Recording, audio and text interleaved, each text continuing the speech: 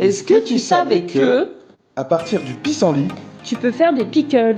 hey, aujourd'hui on va tester les capres de pissenlit. Alors on a découvert récemment que tout se mange dans le pissenlit. Mais aujourd'hui, on va se focaliser que sur les boutons de pissenlit. Viens, on va te montrer.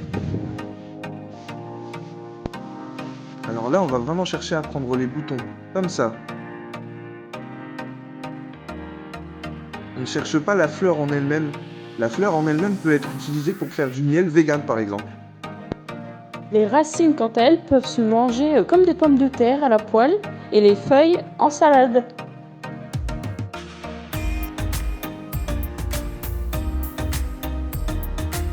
L'avantage avec le pissenlit, c'est que tu peux en trouver partout. Tu en retrouves à foison dans les champs ou dans les jardins. Mais vaut mieux éviter les endroits pollués.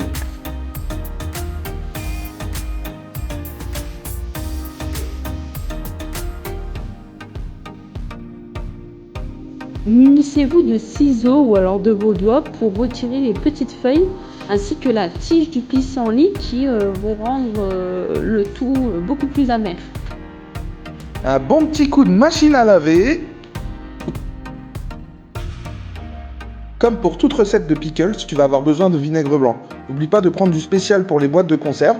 Tu peux également utiliser du vinaigre de cidre. Ainsi que d'un bocal que tu vas remplir de ce vinaigre. Donc tu vas ensuite le faire chauffer à la casserole, comme tu veux, au micro-ondes. Une fois que le vinaigre est chaud, tu vas le verser directement sur les capres.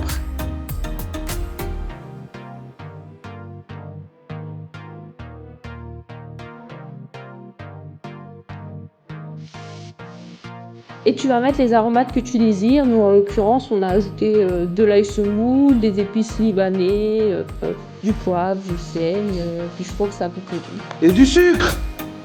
Oui, du sucre et tu peux également diluer le vinaigre avec de l'eau pour rendre un peu plus doux.